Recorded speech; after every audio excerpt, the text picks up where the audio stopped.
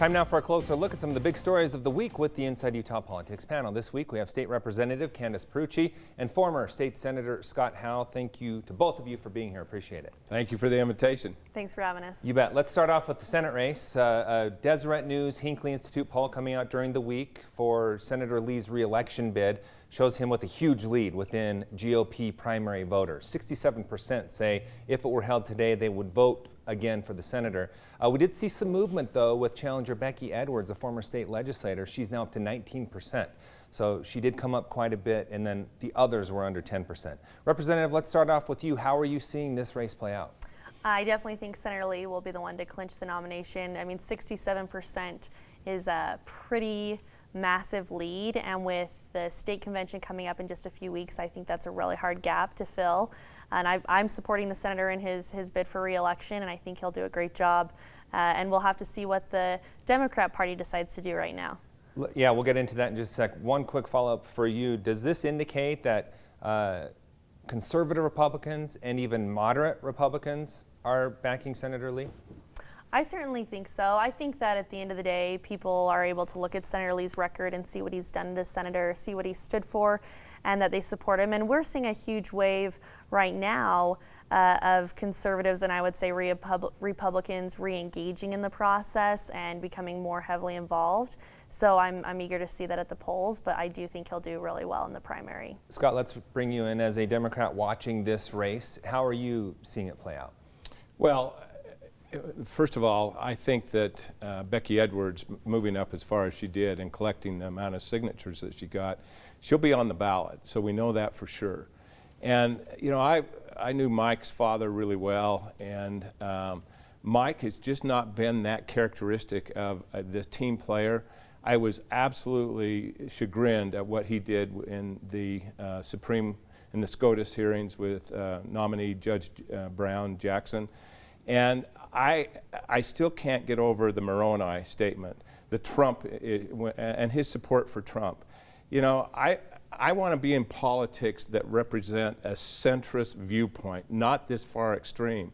And I think Mike has made some pretty big errors that I wouldn't be a bit surprised that it is a tougher battle once they get in that primary. And we know that Becky has a record. And she's a moderate, she's smart, she listens, and I think our senator has not played to the center of the state. He's played to that far extreme. That is kind of who's controlling the Republican Party right now. Okay, quick follow-up for you, Scott. It looks like Allie Isom will likely make the ballot as well. She turned in the signatures. She was getting around 4% in this poll. The primary election is coming up quick. Is there enough time to gain the ground they would need to? Well, especially when you consider both of them potentially on the ballot against Senator Lee. Well, and that's where the division is between those two. And for a lot of months, people have been talking to both of them and saying, would one of you please drop out? Mm-hmm. But they feel a conviction that they want to run, and that's the democratic process that we have for democracy. Can they make up that delta, that gap? If anybody could do it, I think former Representative Becky Edwards might be the one to pull that off. Representative, I'd like to get your thoughts on what Scott said about Senator Lee's track record. Do you believe he is representing the people of Utah the way he should? So I think Senator Lee has been very open that he's running as a Republican, a constitutional conservative, and I think he has done just that. And I will speak to, I think, to what was discussed earlier, you do have two people who are going to fracture votes of anyone who is opposing Mike Lee. And so I think it makes it nearly impossible for them at this point where the numbers are to get that across the finish line. But I know that in my area, the Harriman-Riverton area, Senator Lee is very well respected and appreciated for his service. And again, I think there is value in having different viewpoints obviously representing us. And we have two very different flavors of state senators right now. You have Senator Mike Lee and you have Senator Mitt Romney, right? Both have their strengths that they're able to, and the voters are aware of that. And I do think that Senator Lee does have the support from our state that will get him ultimately across the finish line in November. You know, Candice brings up a really interesting point. The Republican Party, it's almost as fractured as the Democratic Party. You've got Mitt Romney, who's I don't already, think that's what she said. That's not what I said at all. well, I but mean, that's in fine. terms of the far right and the far left. No, I'm well, saying that we're a big tent party, like Ronald Reagan envisioned, where you could have a Mitt Romney and a Mike Lee representing the same state. But it doesn't that- mean we're fractured. Well, and maybe that's the wrong word, but there's such a uniqueness where Mitt Romney came out and said, you know, I'm not going to support Mike Lee. I mean, he made that statement. And he's going to bow out of it. So to me, maybe fracture is not the right word, but it's not a unifying thing. And don't get me wrong. Definitely two different approaches. Yes. To these two senators. I would really like to dig into that, but I need to move on to something more, Scott. There's a very interesting strategy playing out in a potential general election matchup. Democrats within the party are saying, let's not field the candidate and let's put our support behind independent Evan McMullin. Why is that happening? Oh, wow. It's happening because when we went to our caucus, the conversation wasn't about Evan McMullin. It was anybody but Mike Lee. And that's what we heard from table to table to table. And the reality is a Democrat can't win in Utah. And I've tried it twice. And especially in this contentious environment that we have.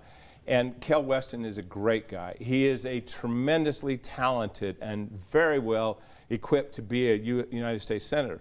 The reality is a Democrat just can't win in this state. So the plan is, and Congressman McAdams and Mayor Wilson have been behind this to say, let's at least take a shot and see if we can get Democrats to cross over and vote for Evan McMullin, and that would be a better shot at taking on Mike Lee.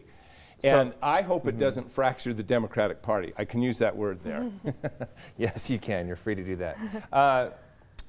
Lost my train of thought there. Okay, Representative Perucci, when you take a look at this, what's going on with the Democrats saying abandon our candidate and get behind independent, what kind of message does that send to you? But also, I want to point out real quick that when you take a look at polling numbers, Senator Lee's do come down when you take a look at the general election electorate compared to the primary electorate. Thanks for the question, Glenn. So part of the campaign process is an opportunity for a party as a whole to share its message. And for Republicans, it's limited government and self-governance and individual liberty and economic freedom. And it's interesting to see that Democrats aren't using this as an opportunity to also tout the things that they stand for their platform. So as a strategy to just abandon your party's candidate and shift to an independent, while it certainly is a way of consolidating votes, I think it's an interesting move as a party to not just stand on your party platform and run your candidate, instead pivoting to an independent. Address that, Scott, because it is an interesting move. Oh, yeah. It's all about being able to win. That's what it is. And my question for you, though, Scott, is the Democratic Party connecting with average Utahns? Well, I don't know. I don't know what we define as an average Utahn. If it's the far extreme right that are all Trumpers, then I would say no. I think there's a middle ground in there that's not really being heard. Well, yeah, I mean, there are more unaffiliated voters in the state of Utah than Democratic voters. That's exactly. So are they appealing to them at all? I guess would be a better question. Well, I think that's why you see so many unaffiliated right now, because they've left the Republican Party and they're looking for that candidate that will be able to do that. And the proof of the pudding was what happened out in Davis County, where you had a moderate Republican like Steve Handy, who was just eviscerated in that. And he didn't even think that he had any problems. But it was the far extreme right that took him out of that. And you see now that we've got a Representative Garth Ballard, excuse me, and then you have even Jerry Stevenson, who's probably one of the most moderate, top thinking. They're all in primaries now. Push to primaries. Exactly. Representative, address that, because that was an interesting development that we saw play out at the Davis County Convention. Is that a sign of where the Utah GOP is headed? So we have 29 counties in Utah, and we're just talking about one different area, an area I don't represent or have any close ties to Davis County. Obviously, as has been mentioned, Representative Handy, I greatly respect him and appreciate his service to our state. is more of a moderate. And so I was surprised to see he didn't choose to collect signatures, which is a way of guaranteeing that you'll have a spot on the ballot. But I don't think it's fair to characterize that the new wave of individuals getting involved are fringe, crazy pants right people. I think most people don't engage in government unless two things happen. One, your individual freedoms are impacted, which during COVID we've had restrictions and lockdowns and things in place and quarantines that have really upset folks, and they're definitely feeling their individual freedoms pressured and taken away from. And then the second is when government starts impacting your wallet. And as we're seeing on a national level with inflation through the roof and gas prices through the roof, people are really starting to feel it. And that's when you get a groundswell of individuals checking in to a political process that they generally have been checked out of. So I will be curious to see what happens at our other conventions. We could go on this. I should have reserved the whole show for the two Yes, of you, but I would've unfortunately I loved did that. not, and we have run out of time. Really good conversation. Thanks for being here. Thank you. Thanks for having And us. thanks to Representative Perucci. And thank you for staying with us, and do so because we'll be right back with more Inside Utah Politics right after the break.